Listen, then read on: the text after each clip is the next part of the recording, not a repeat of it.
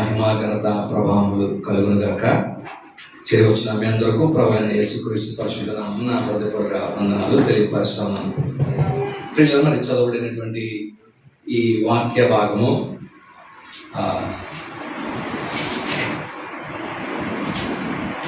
యోహాను సువార్త 2వ అధ్యాయము మొదటి 11 వచనాలను మనము చదువుకుని ఉన్నాం. సాధారణంగా ఈ యొక్క వాక్య భాగం మనం ఎక్కువగా ఎప్పుడు వింటామంటే ఏదైనా వివాహాలు జరిగినప్పుడు కంపల్సరిగా ఈ వాక్య భాగం ఉంటుంది వివాహాల సమయంలో. అయితే మరి యేసుక్రీస్తు ప్రభువారు ఈ ప్రాంతానికి మరి ప్రయాణమై వచ్చినటువంటి స్థితిగతులను మనం చూసి ఉన్నాం. ఆయన ఏ విధంగా మరి మొదటి వారం గడిపారు అనేటువంటి విషయాన్ని మనం చూస్తున్నాం. టైం లైన్ చూసాం కదండి. ఒక్కొక్కటి మరుసటి మరునాడు అని ఒక వారం గురించి రాస్తా వచ్చారు.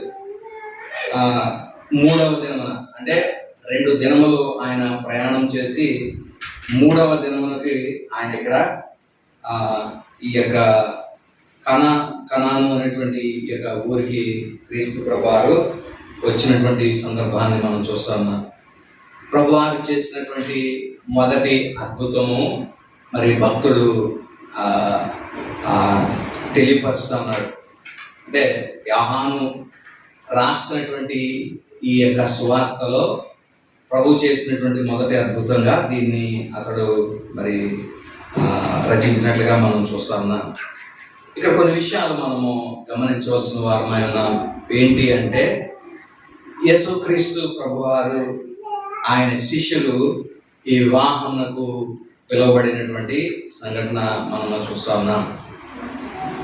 క్రీస్తు ప్రభువారి యొక్క భూ సంబంధమైన ఎర్త్లీ మినిస్ట్రీ పరిచర్య ఒక వివాహంతో ప్రారంభమైనట్లుగా మనం చూస్తా ఉన్నాం. ఆయన మొదటి రాకడలో మొట్టమొదటిసారిగా ఆయన పరిచర్య ఇనాగరేషన్ అనేటువంటిది ఒక భూ సంబంధమైనటువంటి ఒక విందుతో ప్రారంభమైంది కదండి. కనా వివాహము ద్వారా ఆయన తన పరిచర్యను ఒక అద్భుతాన్ని చేసి తన పరిచర్యను ప్రారంభించడం, శిష్యులు ఆయన యందు అద్భుతాన్ని చూసి ఆయన యందు విశ్వాసించడం మొదలుపెట్టినట్లుగా మనం చూస్తా ఉన్నాం. అలాగే క్రీస్తు ప్రభువారు 2వ రాకడలో కూడా ఆయన దావీదు రాజ్యాన్ని భూమి మీద స్థాపించినప్పుడు కూడా ఒక విందు జరగబోతుంది అనే విషయాన్ని కూడా మనకు తెలుసు. మధ్యాకాశమందు గొర్రె పిల్ల యొక్క విందు మహోత్సవము జరగబోతుంది అనే విషయము మనందరికీ తెలుసు ప్రియులారా. కాబట్టి ఈ 2 భూ సంబంధంగా ఆయన మినిస్ట్రీని ప్రారంభించినప్పుడు ఒక విందుతో ప్రారంభమైంది. ఆయన 2వ రాకడలో వచ్చినప్పుడు కూడా మధ్యాకాశంలో ఒక విందు జరగబోతుంది. దాని ద్వారా ఆయన మరి ఈ భూ సంబంధమైన దావీదు రాజ్యాన్ని, సింహాసనాన్ని ఆయన రాజ్యము 1000 ఏళ్ల పరిపాలన చేయబోతున్నాడు అనేటువంటి విషయాన్ని కూడా మనము జ్ఞాపకం చేసుకోవాల్సిన వారమైన ప్రియులారా. కాబట్టి ఆ యొక్క సిమిలారిటీని అక్కడ ఒకసారి మనము చూడవలసిన వారమైన తర్వాత మరి చూస్తే మత్తయి సువార్త 8వ అధ్యాయము 11వ వచనం ఒకసారి మనం చూద్దాం. మత్తయి సువార్త 8వ అధ్యాయము 11వ వచనము. అనేకులు తూర్పు నుండి పడమటి నుండి వచ్చి అబ్రహాముతో కూడాను, ఇస్సాకుతో కూడాను, యాకోబుతో కూడాను పరలోక రాజ్యమందు కూర్చుందురు గాని చీకటిలోనికి త్రోయబడుదురు. అయితే ఇక్కడ మనం చూస్తే అనేకులు, ఇక్కడైతే ఒక ఊరు వారు మాత్రమే కొంతమంది పిలువబడ్డారు. యేసుక్రీస్తును ఆయన శిష్యులు కొంతమంది పిలువబడినట్లుగా మనం చూస్తా ఉన్నాం.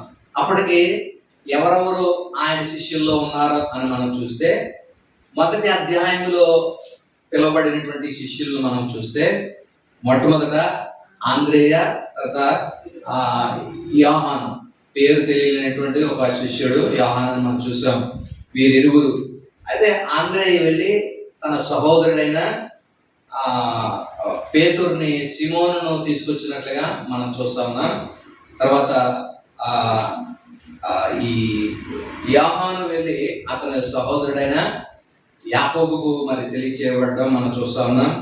తర్వాత మరి ఫిలిప్పును కనుగొనడం, ఫిలిప్ వెళ్ళి నతానియేలుకి చెప్పడం, అప్పుడు నతానియేలు కూడా రావడం. కాబట్టి మొట్టమొదటి ఈ యొక్క జనాభాలో మనం చూసినట్లయితే, శిష్యుల సంఖ్యలో మనం చూసినట్లయితే ఈ 6 ప్రత్యేకంగా మనము చూడగలుగుతా ఉన్నాం దేవుడిలో. కాబట్టి ఈ శిష్యులు మరి పిలువబడ్డారు విందుకి. ఆ శిష్యులతో మరి వీరు కలిసి వీరందరూ మరి కానా వివాహంలో మరి హాజరైనటువంటి పరిస్థితిని మనం చూస్తా ఉన్నాం.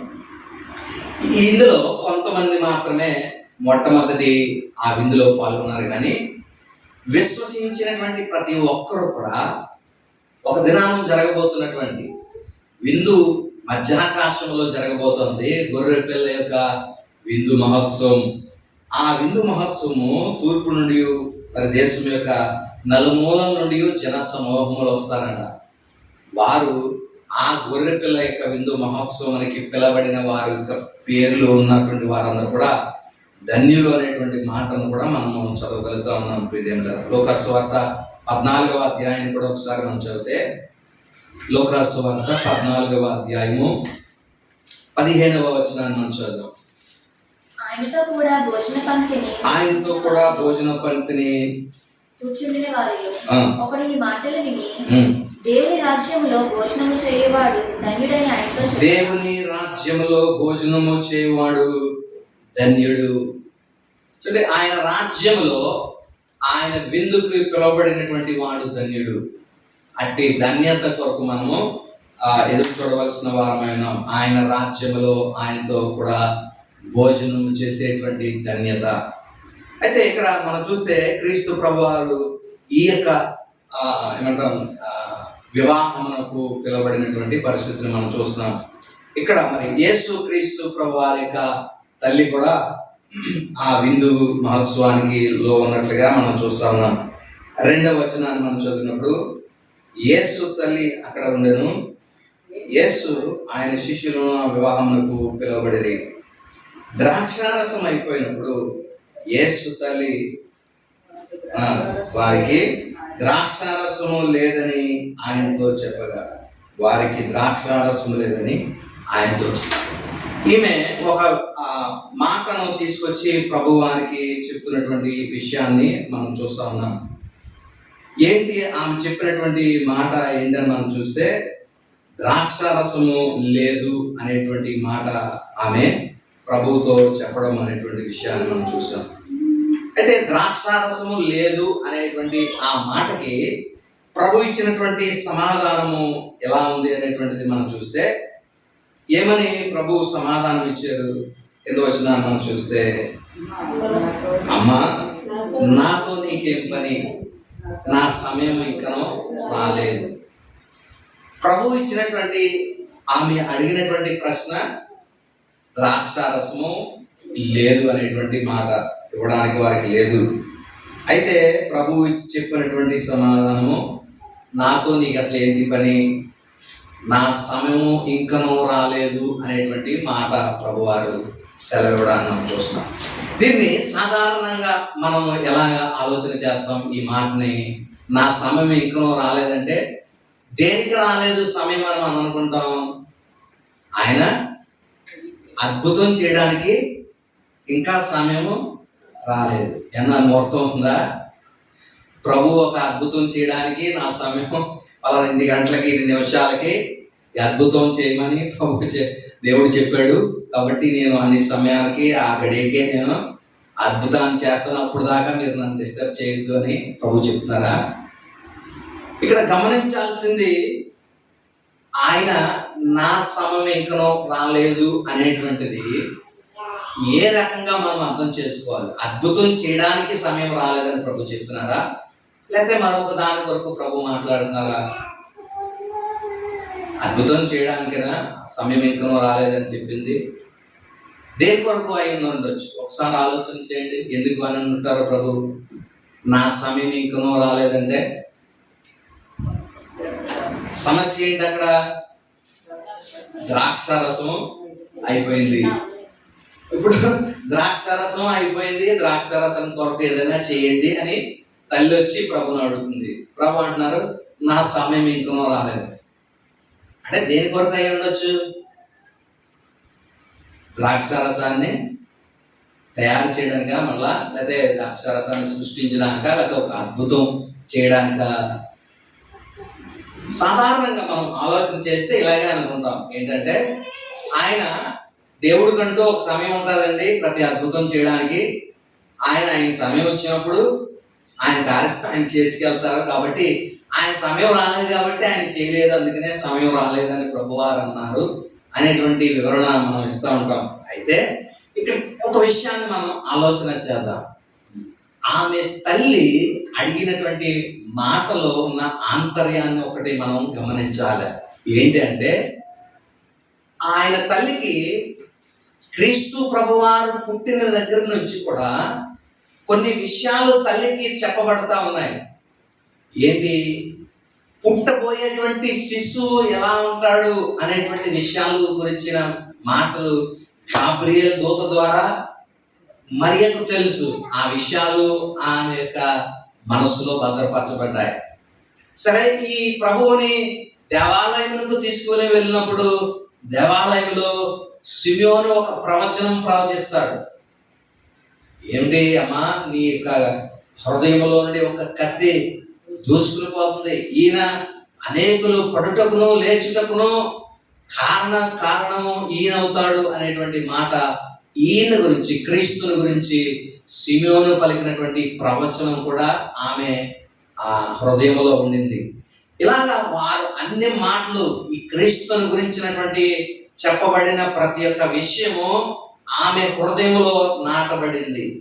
ఈమె గట్టిగా నమ్మినటువంటి ఒక ఇదేంటంటే, ఈయన తన రాజ్యాన్ని స్థాపించబోతున్నాడు క్రీస్తు అనే విషయం మాత్రం తల్లికి తెలిసింది. ఈయన 12 ఏళ్ల వయసు అయినప్పుడు ఈయన దేవాలయమునకు క్రీస్తుని తీసుకుని వెళ్ళినప్పుడు అందరూ వెళ్ళిపోయారు. మరి తిరిగి ప్రయాణమై వెళ్ళిపోతున్నారు. కొంత దూరం వెళ్ళిపోయిన తర్వాత యేసు లేడని వారు గుర్తించి మరలా నెలకొంటా దేవాలయంలోకి వచ్చేసరికి ఆయన చేసే పని ఏంటంటే, అక్కడ ఉన్నటువంటి శాస్త్రులతోనూ పరిసయ్యులతోనూ ధర్మశాస్త్ర ఉపదేశకులతోనూ ఆయన వాక్యాన్ని వివరిస్తున్నటువంటి పరిస్థితిని చూసి మరి వారు ఆశ్చర్యపోయారు.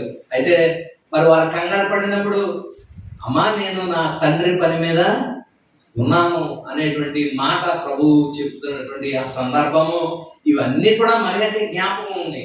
అయితే ఈయన దేవుని రాజ్యాన్ని స్థాపించడానికి వచ్చాడు అనేటువంటి విషయం ఈమె గుర్తిరిగి ఆమె క్రీస్తుకు ఒక అవకాశాన్ని ఇచ్చినట్లుగా భావిస్తుంది. ఏమనంటే, అయ్యా ఇప్పుడు ద్రాక్షారసం లేదు, నువ్వు ఎలాగన్నా ఏదో ఒకటి చేసి ద్రాక్షారసాన్ని తెప్పించావంటే నీ మహిమ చుట్టుపక్కల ప్రాంతాలకి నీ మహిమ గురించి తెలుస్తుంది, నీ ప్రభావం గురించి జనులందరికీ తెలుస్తుంది. అప్పుడు నువ్వు సులువుగా నీ రాజ్యాన్ని ఎస్టాబ్లిష్ చేసేసుకోవచ్చు, నీ రాజ్యాన్ని అప్పుడు నువ్వు చక్కగా కట్టుకోవచ్చు అన్నట్లుగా క్రీస్తు భూ సంబంధమైన రాజ్యం కొరకు ఈ మరియమ్మ ఆలోచిస్తూ, ఇదిగో చక్కటి అవకాశం నీకు, నీ రాజ్యాన్ని ప్రారంభించడానికి, లేకపోతే నీ రాజ్యాన్ని ఎస్టాబ్లిష్ చేయడానికి, నీవు మహిమపరచుకోవడానికి ఇది ఒక చక్కని అవకాశం నీకు దొరికింది అన్నట్లుగా క్రీస్తుకు ఒక అవకాశం ఇచ్చినట్లుగా మరియమ్మ భావిస్తుంది. అప్పుడు ప్రభువారు అన్నారు, సున్నితంగా ఆమె ఇచ్చినటువంటి దాన్ని తిరస్కరించి ప్రభువారు అన్నారు, నన్ను నేను మహింపరచుకోవాల్సిన సమయము ఇది కాదు, నన్ను నేను మహింపరచుకోవాల్సిన సమయం ఇది కాదు. ఎప్పుడు నన్ను నేను మహింపరచుకుంటానంటే, ఆ మహిమ నేను మరణించాలి, తిరిగి లేచినప్పుడు అప్పుడు నాకు మహిమ అనేటువంటిది ప్రభు తన అంతర్లీనంగా ఆమెకు ఆ జవాబు ఇవ్వడం ద్వారా మనం చూస్తా ఉన్నాం. నాతో నీకేం పని, అప్పుడే నా రాజ్య స్థాపన కొరకు నువ్వు ఎందుకు ఆలోచన, నా మహిమ కొరకు నువ్వు అప్పుడే ఎందుకు ఆలోచన చేస్తావు. ఆ మహిమ రావాలండి. సాధారణంగా ఈ మాట చెప్తూ ఉంటారు కదా అందరూ, no no cross no crown, అంటే క్రాస్ లేకుండా, అంటే సిలువ లేకుండా మహిమ లేదు, కిరీటం లేదు అనేటట్లుగా. కాబట్టి కిరీటము, ఆ మహిమ, క్రీస్తు ప్రభువుకి ఆ కిరీటం రావాలంటే, రాజుగా తన యొక్క స్థితిని రావాలంటే ముందు ఏం చేయాలా?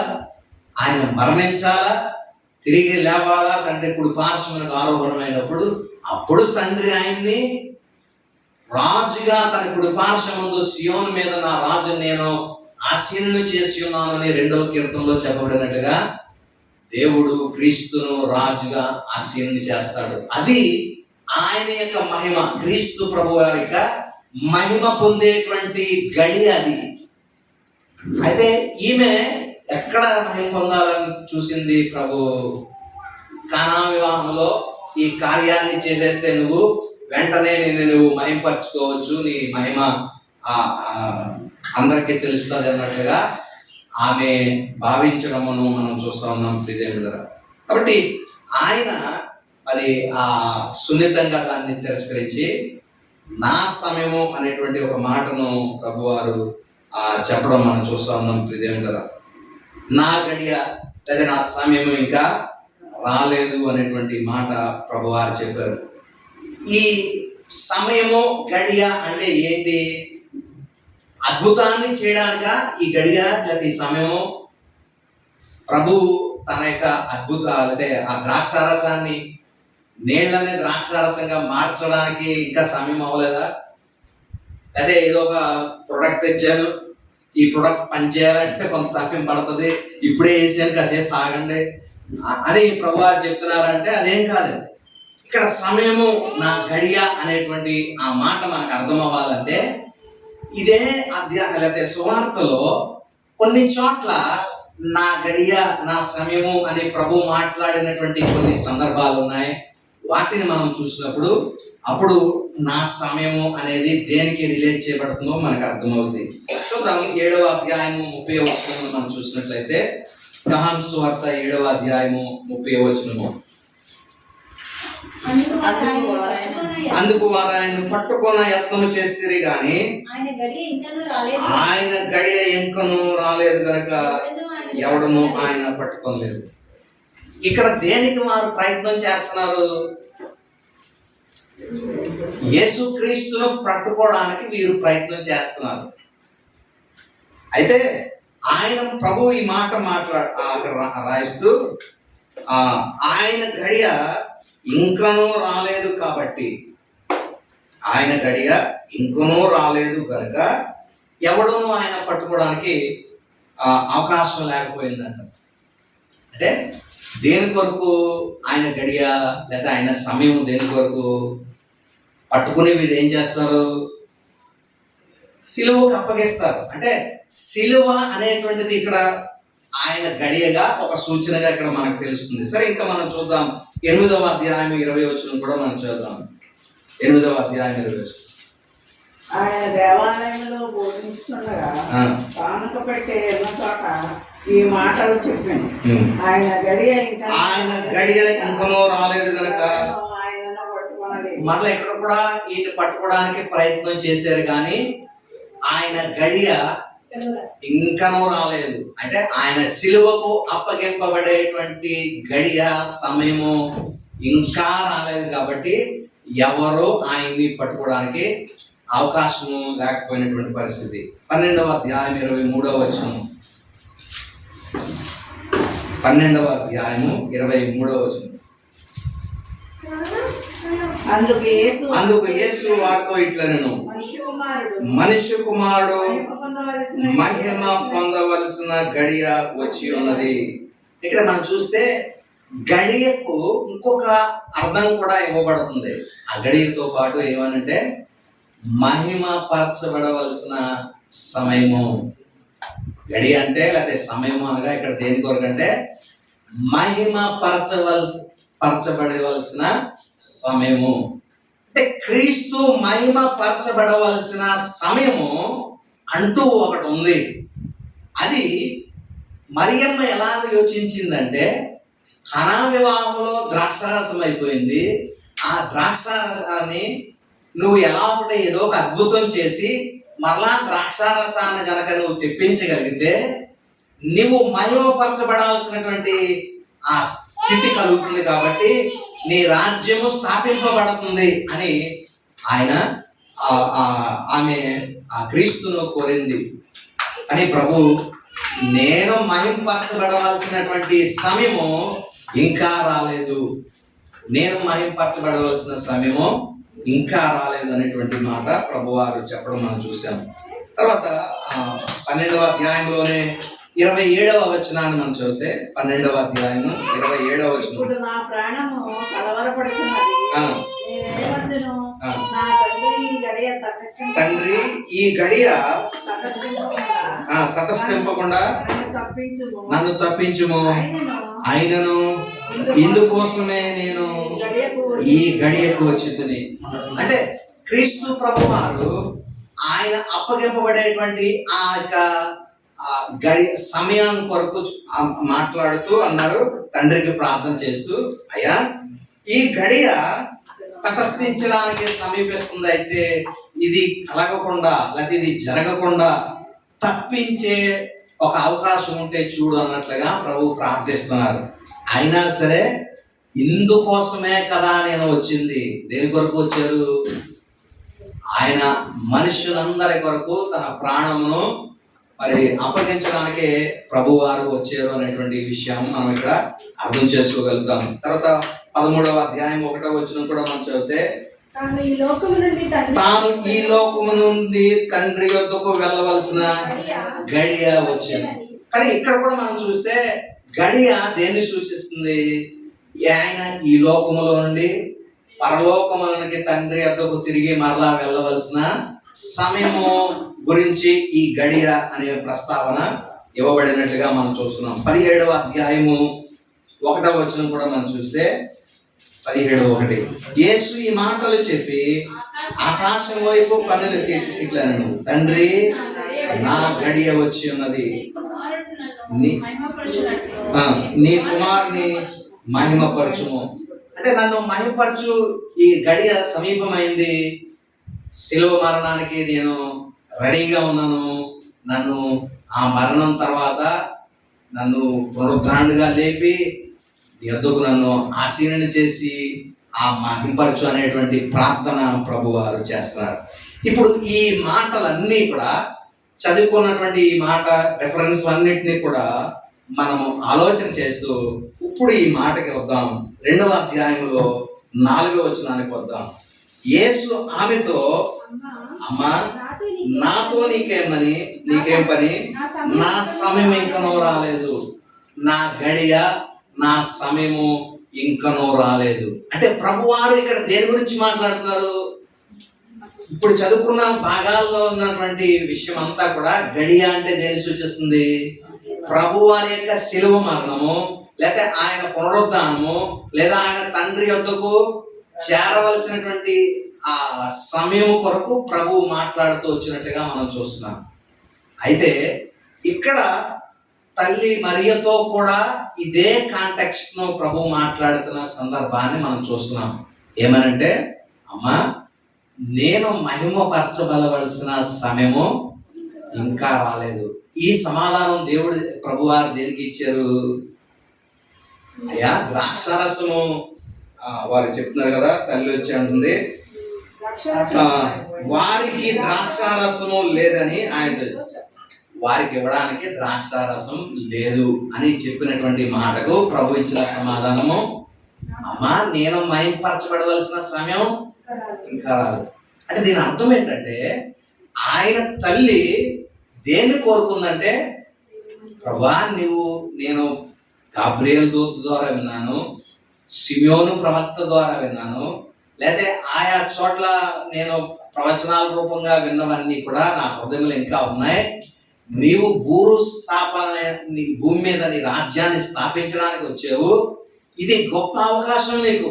ఇక్కడ కనుక ఒక అద్భుతం చేసేస్తే నీవు నీ మహిమను ప్రచురం చేసుకుంటావు, నీవు నీ రాజ్యాన్ని చక్కగా ఎస్టాబ్లిష్ చేయడానికి ఇది సరైన అనువైన తరుణము అన్నట్లుగా ప్రభువుకు ఒక అవకాశం ఇచ్చినట్లుగా మాట్లాడుతుంది మరియా. అమ్మా నా రాజ్యాన్ని నిన్ను స్థాపించడానికి నాకు ఇంకా సమయం రాలేదు. ఎప్పుడు ఇదంటే మొదట నేను శిలువ మరణం పొందాలా, తర్వాత నేను పునరుద్ధానుడిగా లేవాలి, తండ్రి యొద్దకు ఆరోహణమైనప్పుడు అప్పుడు తండ్రి నన్ను రాజునిగా ప్రతిష్ఠించి నాకు ఏమనుగ్రహిస్తాడు? అప్పుడు రాజు అయిన నాకు రాజ్యాన్ని ఇస్తాడు. ఆ రాజ్యము ఎవరు? 2వ కీర్తనల ప్రకారము, నన్నడుగుము, భూమిని నీకు స్వాస్యం, దిగంతముల వరకు స్వాస్యంగాను, జనులందరినీ నీకు సొత్తుగాను ఇస్తానని దేవుడు వాగ్దానం చేశాడు కదా. అలాగా నా సమయము, ఆ మహిమపరచబడవలసిన సమయం ఇంకా రాలేదు. కాబట్టి నువ్వేదో నాకు అవకాశం ఇచ్చినట్లుగా ఇక్కడే నేను మహిమపరచుకోవడానికి అవకాశం లేదు, దానికి ఇంకా సమయం ఉంది అన్నట్లుగా ప్రభువారు ఆమెను నివారించినట్లుగా చూసాం. సరే, ఇంకా సమయం లేదంటున్నావు కదా, సరే నీ సమయం ఎప్పుడు వస్తుందో అప్పుడే చేసుకో అన్నట్లుగా ఆమె శిష్యులతో ఈ మాట చెప్తూ వెళ్ళిపోతా ఉంది. ఏమంటే, ఆమె తల్లి పరిచారకులను చూచి ఆయన మీతో చెప్పినది చేడి. ప్రభు వారి యొక్క సమయం ఇంకా రాలేదన్నటువంటి మాట ఆమె గ్రహించింది. ఆయన రాజ్యానికి స్థాపించడానికి సమయం ఉందన్నటువంటి విషయము ఆమె గుర్తెరిగి మరి ఆమె శిష్యులతో ఈ మాటల పరిచారకులతో ఈ మాట చెప్పి వెళ్ళిపోతా ఉంది. అయితే ఇక్కడ ఒక విషయాన్ని మనము గమనించవలసిన వారమైన ప్రభు వారి యొక్క మరి ఈ సంబంధం, తల్లితో ఆమెకు ఉన్నటువంటి 2 రకాల సంబంధాన్ని ఇక్కడ మనం చూడగలుగుతాం. ఒకటి, ఈయన భౌతికంగా క్రీస్తు ప్రభు వారికి తల్లి అయి ఉండొచ్చు, అంటే అది కూడా భౌతికమైనటువంటి లేదా మానవ వ్యక్తిత్వాన్ని ఇవ్వలేదు, కానీ మానవ స్వభావాన్ని ఇచ్చినటువంటి తల్లిగా మరియను ఇక్కడ మనం చూడగలుగుతాం. మరియమ్మకు క్రీస్తుతో 2 రకాలైనటువంటి సంబంధాలు ఉన్నాయి. ఒకటి, ప్రభువుకి ఆమె మానవ స్వభావాన్ని ఇచ్చినటువంటి తల్లిగా మనం చూస్తున్నాం. రెండవది, ఈయన మరియమ్మ యొక్క విమోచకుడిగా మనం చూస్తున్నాం. ఒకటి కుమారుడిగాను, రెండోది విమోచకుడుగాను మనం చూస్తున్నాం. కుమారుడు అనగా ఆ భౌతిక నేచర్ని మాత్రమే ఇచ్చింది. తర్వాత విమోచకుడిగా అయితే ఒకవేళ ఆమె క్రీస్తును కన్నుండి ఉండొచ్చు, కానీ ఈయన సృష్టికర్తగా లేకపోతే ఆయన దైవత్వంలో ఈయన మరియమ్మనే తయారు చేసినటువంటి వ్యక్తి. కాబట్టి మరియమ్మను మరి విమోచించేటువంటి విమోచకుడిగా కూడా క్రీస్తు ప్రభువు ఉన్నట్లుగా ఇక్కడ మనం చూస్తా ఉన్నాం. ఈయన మరి భౌతికంగా మనము చూడగలిగితే, న్యాయబద్ధంగా సెన్సస్ లో చూస్తే అప్పుడు ప్రజా సంఖ్య రాసినప్పుడు వెళ్ళినప్పుడు చూస్తే ఈమె తల్లి మరియను రాసి ఉండొచ్చు, లేకపోతే ఈయన తండ్రి యోసేపు అనే రాసి ఉండొచ్చు. కానీ వాస్తవికంగా మనం చూసినట్లయితే ఆయన భౌతిక స్వభావాన్ని ఇచ్చినటువంటి తల్లిగా మరియమ్మను మాత్రం చూస్తాం. తండ్రిగా మాత్రము మరి ఆ తండ్రి యొక్క విధానం ఆయనకి లేదు. ఆయన తండ్రి ఎవరు లేరు అనేటువంటి మాటను మనం గ్రహించాలి. ఎందుకంటే ఈయన పరిశుద్ధాత్మ ద్వారా మరి కన్య గర్భమున ఉద్భవించినటువంటి వాడు అనే విషయాన్ని మనం గ్రహిస్తా ఉన్నాం. ప్రియదేవుడా, క్రీస్తు ప్రభు వారికి ఇంకా సహోదరులు కూడా ఉన్నట్లుగా మనం చూస్తా ఉన్నాం. క్రీస్తు ప్రభు వారికి సహోదరులు ఉన్నారు, ఆ సహోదరులు కూడా ఉన్నారు, సిస్టర్స్ ఉన్నారు. మరి వాక్యాన్ని మనం చూస్తే మరి మత్తయి సువార్తలోని 13వ అధ్యాయము, మత్తయి సువార్త 13వ అధ్యాయము 55-56 వచనాలు మనం చూద్దాం.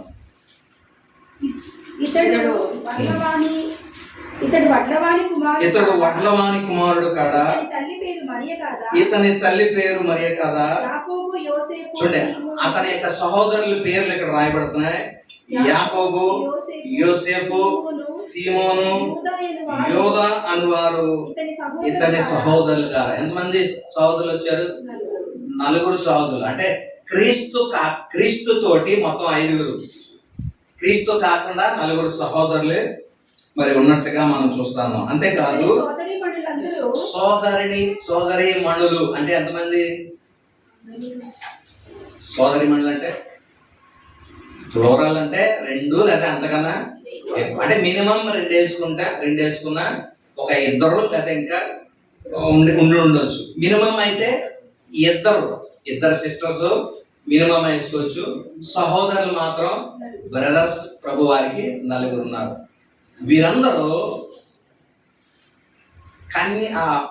మరియా తర్వాత యోసేపు యొక్క వారిద్దరు యొక్క దాంపత్యానికి పుట్టినటువంటి పిల్లలు వీరు. ఈ సహోదరులు ఈ 4 తర్వాత సహోదరీమణులు వీరందరూ కూడా మరియమ్మ తర్వాత యోసేపు వారి ఇరువురికి వారి దాంపత్య జీవితానికి కలిగినటువంటి సంతానంగా మనం చూస్తాము. కానీ క్రీస్తు ప్రభువు మాత్రము కన్య మరియ గర్భమున మాత్రమే ఉద్భవించారు. దీనిలో యోసేపు యొక్క ప్రమేయము లేకుండానే ప్రభు వారు జన్మించిన విధానము మనం ఇక్కడ జ్ఞాపకం చేసుకోవాలి ప్రియులారా. కాబట్టి ఆ విధంగా మరి ఆ తల్లి యొక్క పాత్రను మనం చూడగలుగుతాం. ఆయనకు ఏమంటారు భౌతికమైనటువంటి నేచర్ని మాత్రమే ఇచ్చినటువంటి విషయాన్ని మనం చూస్తా ఉన్నాం. అయితే ఆమె చెప్పింది, నీకు చక్కని అవకాశం ఉంది, నీ రాజ్యాన్ని స్థాపించడానికి నిన్ను మహింపరచుకోవడానికంటే ప్రభు దాన్ని తోసివేశారు. నా సమయం తర్వాత ఇంకా మహింపరచబడవలసిన సమయము ఉంది అని ప్రభు ఆమెను వారించడం మనం చూస్తా ఉన్నాం. అయితే ఆమె చెప్పినటువంటి మరొక విషయము, పరిచారకులు చూసి ఆయన మీతో ఏం చెప్తే అది మీరు చేయండి అనేటువంటి మాట మరి ప్రభు క్రీస్తు వారి తల్లి ఆ శిష్యులకు లేదా అక్కడ ఉన్న పరిచారకులు చెప్పడం మనం చూస్తా ఉన్నాం. అయితే యేసు అద్భుతాన్ని చేయడానికి ఒక పద్ధతిని ఇక్కడ మనం చూస్తా ఉన్నాం. ఏంటంటే ఆయన కొన్ని ఆదేశాలు వారికి ఇచ్చినట్లుగా మనం చూస్తా ఉన్నాం. ఏంటి ఆదేశాలు అంటే, అక్కడ యూదుల శుద్ధీకరణాచార ప్రకారము మరి 2 తూములు పట్టు 6 రాతి బాణలు అక్కడ ఉంచబడేవి. యేసు ప్రభువారు వారితో చెప్తున్నారు, ఆ రాతి బాణలను నీళ్లతో నింపడి అనేటువంటి మాట ప్రభు వారికి చెప్పగానే వారు వాటిని అంచులు మటుకు నింపినట్టుగా మనం చూస్తా ఉన్నాం. ప్రభు ఇచ్చినటువంటి ఆదేశాల ప్రకారము వారు ఆ రాతి బాణలను అంచులు మటుకు నింపినట్లుగా మనం చూస్తా ఉన్నాం. దాదాపుగా 120 గ్యాలన్స్ పట్టేటువంటి నీటితో వారు ఆ రాతి బాణలు నింపినట్టుగా ఒక అంచనా హిస్టారియన్స్ చెప్పేటువంటి ఆ లెక్క ఏంటంటే 120 గ్యాలన్స్ పట్టేటువంటి అంత నీరుని వారు నింపినట్లుగా మనం చూస్తా ఉన్నాం. అయితే మరి ప్రభు అది చెప్పిన తర్వాత ఈసారి ఆయన ఇచ్చినటువంటి రెండవ ఇన్స్ట్రక్షన్ ఏంటంటే, దీనిని ఏం చేయమన్నారంటే వెంటనే ఇంకా చేసాను అని వెళ్ళి పట్టుకెళ్ళిపోమన్నారా? రాక్షసం అయిపోయింది వెంటనే సర్వ్ అంటే వెళ్ళగానే సర్వ్ చేశారంటే కాదు. ప్రభు చెప్పింది ఏంటంటే, దీనిని తీసుకుని వెళ్ళి ఎక్కడ పట్టుకెళ్ళమన్నారంటే విందు ప్రధాని యొద్దకు దీన్ని తీసుకుని వెళ్ళమన్నట్లుగా మనం చూస్తా ఉన్నాం. అయితే మరి విందు ప్రధాని యొద్దకు ఎవరు తీసుకువెళ్ళారంటే అక్కడ ఉన్నటువంటి పరిచారకులు తీసుకుని వెళ్ళారు. ఆ ప్రభు చెప్పినటువంటి ప్రకారంగా తల్లి చెప్పింది కదా, ఆయన మీతో చెప్పినది చేయండి. ప్రభు చెప్పినట్లుగా వారు అంచులు మటుకు నింపారు. ప్రభు చెప్పినట్లుగా వారు ఆ విందు ప్రధాని యొద్దకు దాన్ని తీసుకుని వెళ్ళారు. అయితే విందు ప్రధాని దాన్ని టేస్ట్ చేస్తున్నాడు. టేస్ట్ చేసినప్పుడు ఆ ప్రభు చేసినటువంటి ఈ ద్రాక్షారసము, నీటిని ద్రాక్షారసంగా మార్చినటువంటి ఈ గొప్ప ద్రాక్షారసాన్ని మరి ఆ రుచికరమైనది టేస్ట్ చేసినప్పుడు చాలా అద్భుతంగా అనిపించింది. ముందెప్పుడు ఇది తాగలేదు అన్నట్లుగా విందు ప్రధానికి అనిపించి అతడు ఒక మాటను అక్కడ తెలియపరుచినట్లుగా మనం తెలియపరుస్తా ఉన్నాడు. చూద్దామా 9వ వచనము 8వ వచనం చూద్దాం. అప్పుడు ఆయన వారితో, మీరు ఇప్పుడు ముంచి విందు ప్రధాని తీసుకొని చెప్పగా వారు తీసుకుని పోయి ఆ ద్రాక్షరసం ఆ ద్రాక్షారసం ఎక్కడి నుండి వచ్చినో ఆ నీళ్లు ముంచి తీసుకొని పోయిన పరిచారకులకే తెలిసినది కానీ విందు ప్రధానికి తెలియకపోయాను కనుక ద్రాక్షారసమైన ఆ నీళ్లు రుచి చూచినప్పుడు ఆ విందు ప్రధాని పెండ్లి కుమారు పిలిచి ఈ విధంగా అన్నాడు, ఏమనంటే ప్రతివాడును మొదట మంచి ద్రాక్షరసము పోసి ఆ, జనులు మత్తుగా ఉన్నప్పుడు జబ్బు రసం పోయిను, నీవైతే ఇది వరకు మంచి ద్రాక్షారసం ఉంచుకొని ఉన్నావని అతనితో చెప్పు. ఒక నానుడి లేదా ఒక జనరల్ గా జరిగేటువంటి ఒక విధానం ఇక్కడ మనం చూస్తా ఉన్నాం. సాధారణంగా మరి మన వివాహాల్లో కూడా కొన్నిసార్లు సాంబార్ అయిపోతుంది అనుకోండి, కొద్దిగా మిగిలింది కొన్ని వేడి నీళ్ళు కాసి సాంబార్లో వేసేస్తా ఉంటారు. అంటే ఏదో ఒకటి మన వంతు దాన్ని కవర్ చేయడానికి. అంటే అలాగా ఇక్కడ మనం చూసినప్పుడు వీళ్ళకి ఉన్నటువంటి ఆచారం ఏంటంటే మొట్టమొదట శ్రేష్టమైంది ద్రాక్షారసము ఇస్తారు. అంటే మన యొక్క బాడీలో జరిగేటువంటి విధానం ఏంటంటే మన నోట్లో టేస్ట్ బడ్స్ ఉంటాయి. టేస్ట్ బడ్స్ మొట్టమొదట అవి చాలా అంటే రిసెప్టివ్ గా ఉంటాయి. ఏ రుచినైనా వెంటనే క్యాచ్ చేయగలిగినటువంటి ఆ రిసెప్టర్స్ టేస్ట్ బడ్స్ ఉంటాయి అన్నమాట. అవి చూడండి, దేవుని యొక్క గొప్పతనం ఏంటంటే మనము పడుకుని పోయిన తర్వాత రోజు మనం రాత్రి పడుకున్నప్పుడు ఆ టేస్ట్ బడ్స్ మరలా అవి రీజనరేట్ చేయబడతా ఉంటాయి ప్రతి ఉదయం. అంటే అలాగా అది మొద్దుబారిపోకుండా దాన్ని ఏమంటారు రీజనరేట్ చేయబడి లేకపోతే రెన్యూ చేయబడేటువంటి విధానము దేవుడు మన లోపలనే అది విధానాన్ని పెట్టాడు. దానికి అదే రెన్యూ చేయబడేటట్లుగా. ఇక్కడ ఒకసారి ద్రాక్షారసము వచ్చినటువంటి వ్యక్తి కొద్దిగా ద్రాక్షారసము తీసుకోగానే ఆ టేస్ట్ బడ్స్ ఏమవుతాయంటే ఆ టేస్ట్కి అలవాటు అయ్యి కొంచెం తాగే కొద్దీ అది మత్తుగా ఉండడం వల్ల ఆ టేస్ట్ బడ్స్ యొక్క రిసెప్షన్ కెపాసిటీ అది కోల్పోతుంది, మొద్దుబారిపోయేటట్లుగా అయిపోద్ది అన్నమాట. తర్వాత మనం ఎలాంటిది చేసినా సరే దానికి రిసెప్షన్ తెలియదు, ఆ రుచి అంతగా తెలియదు. అప్పుడు వీళ్ళు ఏం చేస్తారంటే కొంత వేసిన తర్వాత ఆ మధ్యలో అదే ఆ మాట చదువుతాం 9వ వచనం. మొదట మంచి ద్రాక్షారసం వచ్చిన తర్వాత జనులు మత్తుగా ఉన్నప్పుడు, అంటే కొంత కిక్కెక్కిన తర్వాత ఆ టేస్ట్ రిసెప్టర్స్ దాని యొక్క ప్రభావాన్ని కోల్పోయి ఆ టేస్ట్ రిసెప్టర్స్ మొద్దుబారిపోయిన తర్వాత ఇప్పుడు ఏం వేసినా వాళ్ళకి తెలియదు, అంత రుచి తెలియదు అన్నమాట. కాబట్టి అప్పుడు వీళ్ళు ఏం చేస్తారు, మంచి ద్రాక్ష రసం పక్కన పెట్టండి అని జబ్బు రసం పోసేస్తూ ఉంటారు. అది అక్కడ ఉండేటువంటి విధానంగా మనం చూస్తాం. ఏంటంటే ఇతను ఎలాంటి వ్యక్తి అనమాట, విందు ప్రధాని. అంటే ఇలాంటి చూడండి, మన ఇలా ఎన్ని ఈవెంట్స్ చేసేటువంటి ఒక ఈవెంట్ మేనేజర్ అనుకోండి, కొన్ని ఇలాంటి ఎన్ని చూసుకుని ఉండొచ్చు. ఆ టెక్నిక్స్ తెలుస్తాయి కదా, ఇది లేదు అది లేదంటే అరే ఇది ఇలా చేయి అలా చేయాలి, మొత్తం ఏదో ఒకటి సర్దేసి లేదనకుండా చేస్తారు. అలాగా ఈ వ్యక్తి మరి అక్కడ ఉన్నటువంటి ఆ విధానాన్ని బట్టి ముందు మంచిది సర్వ్ చేసి ఆ టేస్ట్ బడ్స్ దాని రిసెప్షన్ కోల్పోయిన తర్వాత జబ్బు రసం పెట్టేసేటువంటి ఆనవాయితీ. కానీ ఇతడు యొద్దకు ఈ శాంపిల్ తీసుకురాబడింది. ఏ శాంపిల్? ప్రభువారు నీటిని ద్రాక్షారసంగా మార్చినటువంటి నీళ్ళైనటువంటి ఆ ద్రాక్షారసం అతను యొద్దకు తీసుకుని వెళ్ళినప్పుడు ముందు ఇచ్చిన దానికన్నా ఇంకా గొప్పగా ఉంది, ఇది ఇంకా రుచికరంగా ఉంది, ఇది ఎక్కడి నుంచి వచ్చింది అనేటువంటి విధానము ఇతను స్టన్ అవుతున్నాడు.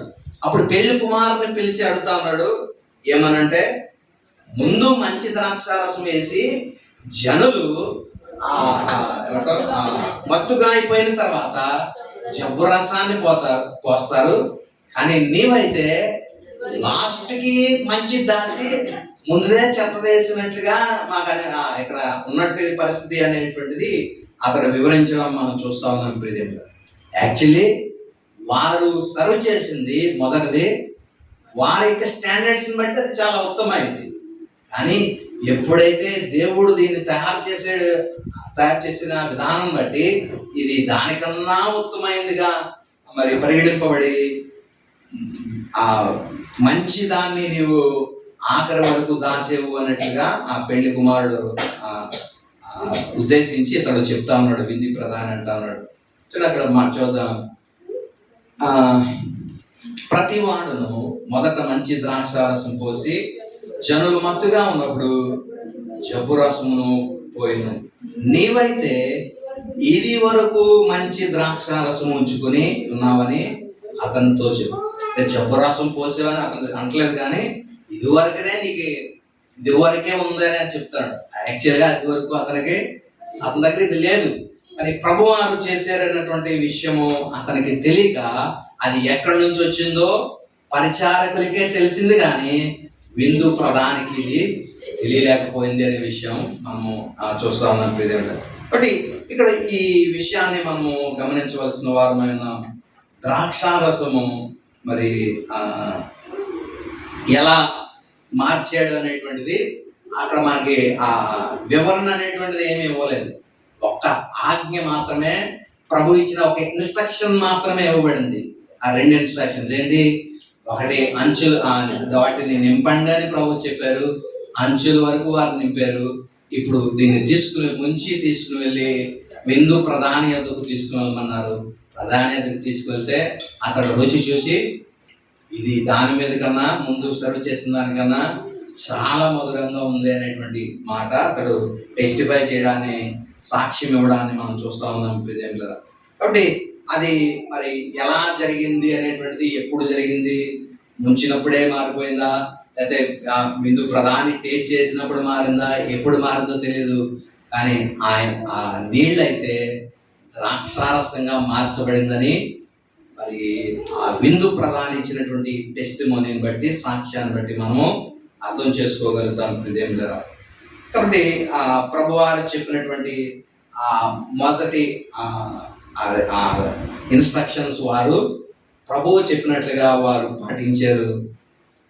తద్వారా వారు మరి ఈ యొక్క నీటిని ద్రాక్షారసము అయినటువంటి సందర్భాన్ని మరి వారు ప్రత్యక్షంగా అక్కడ శిష్యులు చూశారు. తర్వాత అక్కడ ఉన్నటువంటి విందులో కొంతమంది పరిచారకులు దాన్ని చూసినటువంటి పరిస్థితిని, ప్రభువారి యొక్క తల్లి చూసినటువంటి పరిస్థితిని మనం చూస్తున్నాం. తద్వారా ఏం జరిగింది? అక్కడ 11వ వచనం మనం చదివితే, గలిలయలోని కానాలో యేసు ఈ మొదట సూచక క్రియ చేసి తన మహిమను బయలుపరచుకున్నాను. దేవుడు తన మహిమను బయలుపరిచాడు. ఆయన తన మహిమను బయలుపరచడము ఆ వివాహం యొద్ద నుండి ప్రారంభింపబడతా ఉంది. మహిమ యొక్క స్టార్టింగ్ అక్కడైతే, మహిమ యొక్క ఎండింగ్ ప్రభువారి యొక్క సిలువ యొక్క ముగిసినట్లుగా మనం చూస్తా ఉన్నాం ప్రియులారా. అంటే దాని యొక్క ఒక ఎస్కలేషన్ గా ఆయన మహిమ క్రమంగా ఆయన కనపరుస్తూ ఒక హైయెస్ట్ పీక్ స్టేజ్ కి ఆ మహిమ చేరుకున్నట్లుగా మనం గ్రహించగలుగుతా ఉన్నాం ప్రియులారా. ఆ మహిమ యొక్క మరి ఆ అర్థాన్ని మనము చూడగలిగితే, మరి సృష్టి ఆయన మహిమను వివరిస్తా ఉంది అనే కీర్తన 19లో మనం చదువుతాం అండి. ఒకసారి ఈ మాట మనం చూద్దాం. అంతరిక్షముని మహిమను ప్రచురం చేస్తుంది అనేటువంటి మాట. కీర్తన 19 అంతా కూడా దేవుని యొక్క మహిమను వివరిస్తుంది. ఆకాశము దేవుని మహిమను వివరించుతున్నది, అంతరిక్షము ఆయన చేతి పనిని ప్రచురం చేసినది. పగటికి పగలు బోధ చేస్తున్నది, రాత్రికి రాత్రి జ్ఞానము తెలుపుచున్నది. వాటికి భాష లేదు, మాట లేవు, వాటికి స్వరము వినబడదు. భూమి అంతటా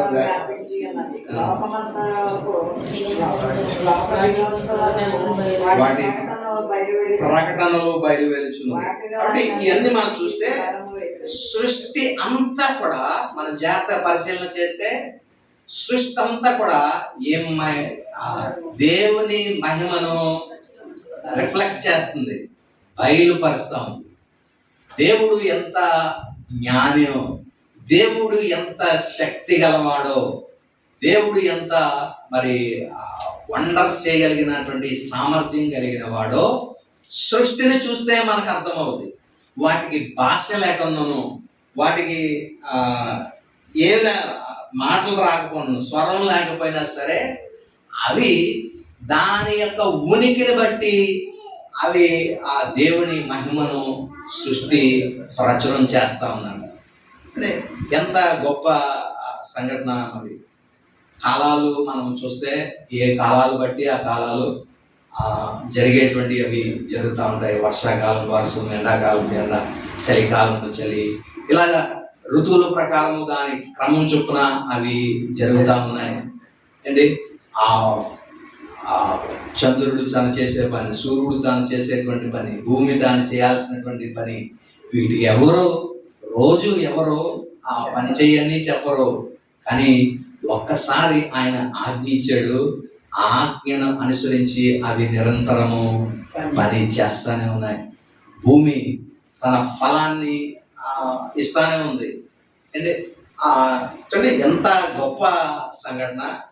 మనుషులు పుట్టిన దగ్గర నుంచి ఇప్పటి వరకు జలరాశుల్ని మనం చూస్తే ఎంతమంది తిని ఉంటారు, ఎన్ని చేపలు తినేసి ఉంటారు, ఇంకా ఉంటానే ఉన్నాయి. ఇంకా ఎంతమంది పుట్టినా అంటే దేవుడికి ఒక లెక్క ఉంది.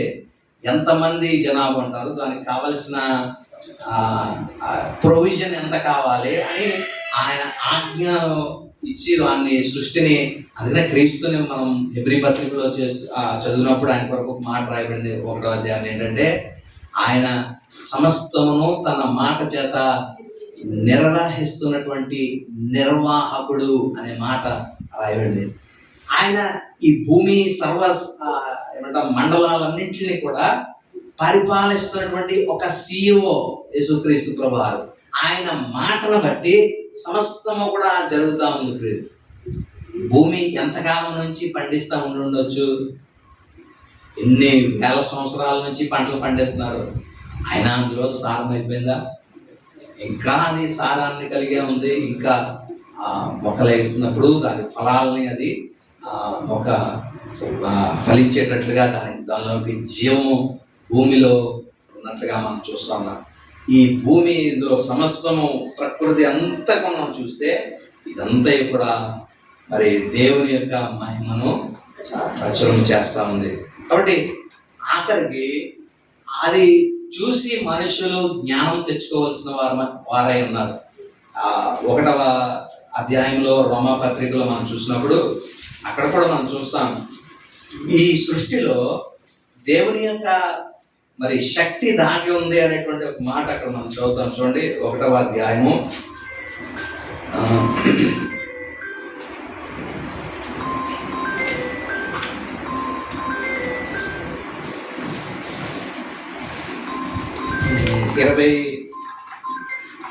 20 వచనం మనం చదివితే, ఆయన అదృశ్య లక్షణము అనగా ఆయన నిత్య శక్తి. చూడండి, దేవుని యొక్క నిత్య శక్తి. నిత్య శక్తి అంటే ఆయన ఒమ్నిపోటెంట్ పవర్ మనం చూడగలిగితే అది.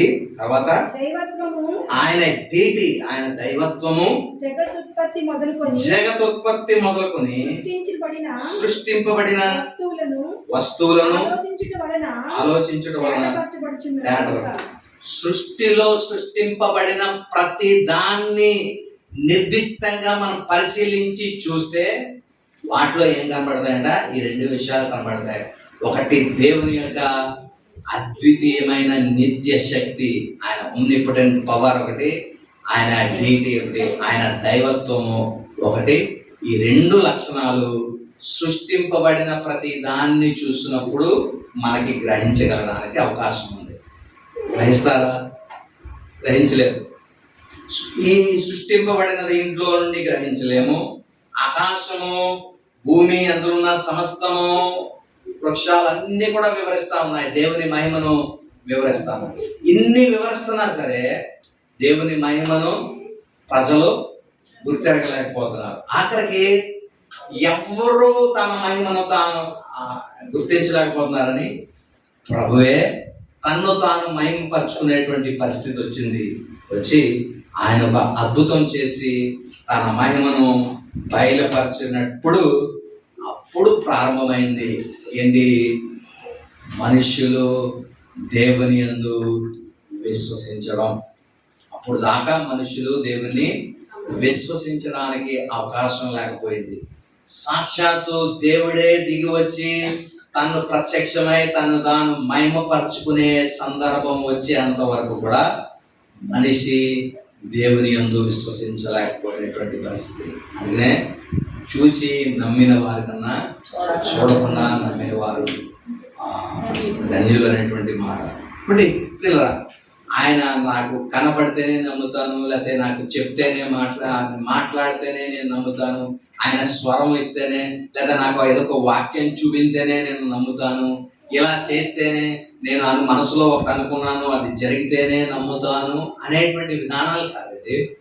దేవుడు ఆయనను బయలుపరచడానికి సృష్టిలో అనేకమైనవి ఉంచాడు.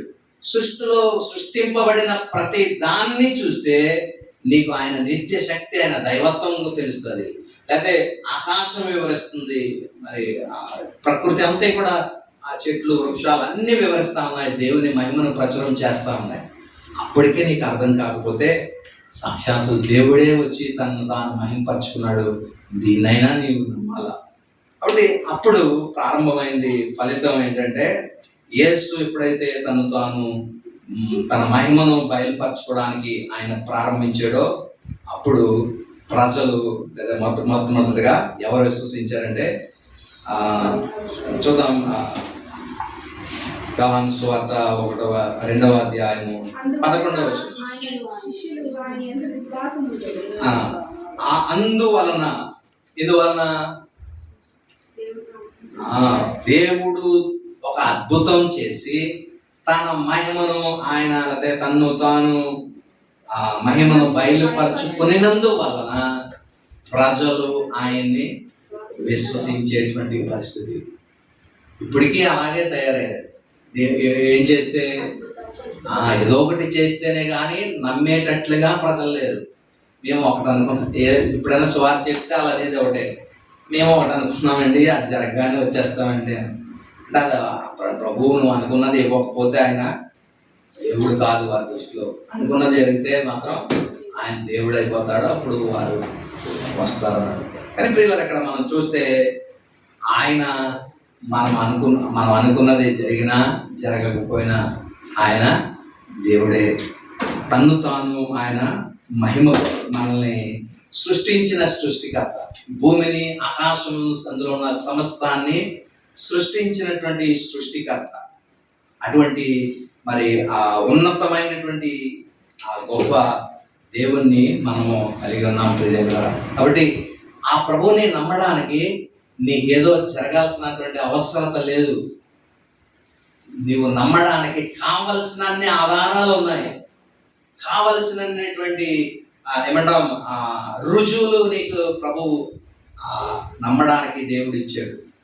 అయితే నమ్మడానికి ఇంకా నీకు మనకి ఏమంటూ పడుతుంది? ప్రభువు నమ్మడానికి, ప్రభువుని విశ్వసించడానికి ఇంకా మన జీవితాల్లో ఏమి ఎదవుతుందో మనకు తెలియదు. కానీ ప్రభువుని అయితే విశ్వసించాల్సిన వారమైన అద్భుతం చేసేయడని నమ్మడం కాదు, ఆయన చేయకపోయినా ఆయన దేవుడే. ఆయన దైవత్వాన్ని సృష్టిలో చూడొచ్చు, సృజింపబడిన ప్రతి ఒక్క వస్తువులను మనం చూడొచ్చు. కాబట్టి ప్రభువుని విశ్వసిద్దాం.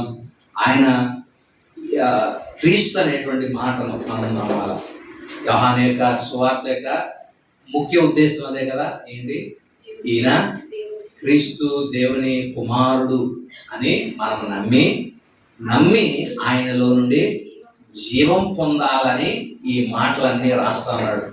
కాబట్టి అక్కడ ఉన్నటువంటి వారు కూడా అలాగే నమ్మారు కదా. చూసి ఈయన దేవుని కుమారుడు అని నమ్మి వారు ఆయన్ని నమ్మడం విశ్వసించడం ప్రారంభించారు. ఇప్పుడు ఒకవేళ మనకు అనే చూసేంత ఆధారం లేకపోయినా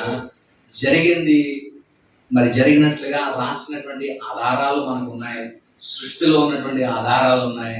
సృజింపబడిన ప్రతి ఒక్క వస్తువులోనూ దేవుని నిత్య శక్తి, ఆయన దైవత్వం గురించి సృష్టి అంతా కూడా వివరిస్తూ ఉంది. ఈ ఆధారాలన్నీ కూడా మనకి సరిపోతాయి ప్రియదేవత. ఏమని? ఈయన క్రీస్తు దేవుని కుమారుడు అని మనం విశ్వసించడానికి ఆధారాలు ఉన్నాయి. అలాగే మనం నమ్మి ఆయన యొద్ద నుండి జీవం పొంది ఆయనతో పాటు నిత్యము ఆనందించడానికి పరిశుద్ధాత్మ దేవుడు తన కృపను సహాయం అందరికీ అనుగ్రహించిన గాక.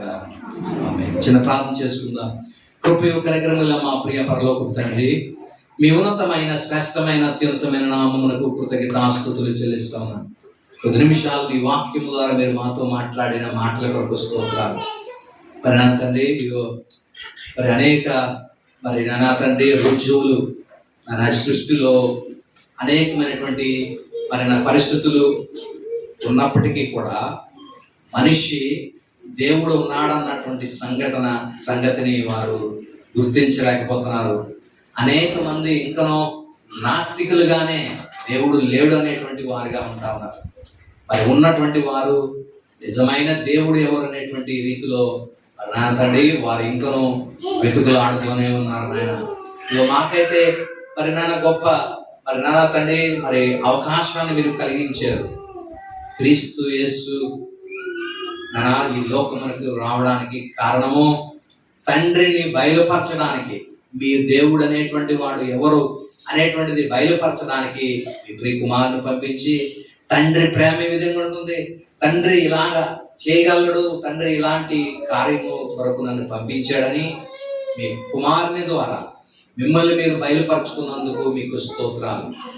ఈయన క్రీస్తు అని మేమందరము నమ్మడానికి, ఆయన ఎందుకు విశ్వసించడానికి, తద్వారా ఆయన యొద్ద నుండి జీవం పొంది నిత్యత్వము మీతో ఆనందించగలిగిన కృపా భాగ్యాన్ని వాక్యం వినిచున్న మాకును బిడ్డలందరికీ, ఎంతమంది వాక్యం వినిచున్నారు వారందరికీ అట్టి కృపా భాగ్యాన్ని కలుగు చేసి మీతో యుగయుగములు ఆనందించగలిగిన ఆ గొప్ప అవకాశాన్ని బిడ్డలందరికీ కలుగు చేసి మీరే మహిమను ఘనతను ప్రభావమును పొందుకోమని యేసు క్రీస్తు అతి పరిశుద్ధ నామమున స్తుతించి ప్రార్థించి వేడుకుంటున్నాం తండ్రి. ఆమేన్.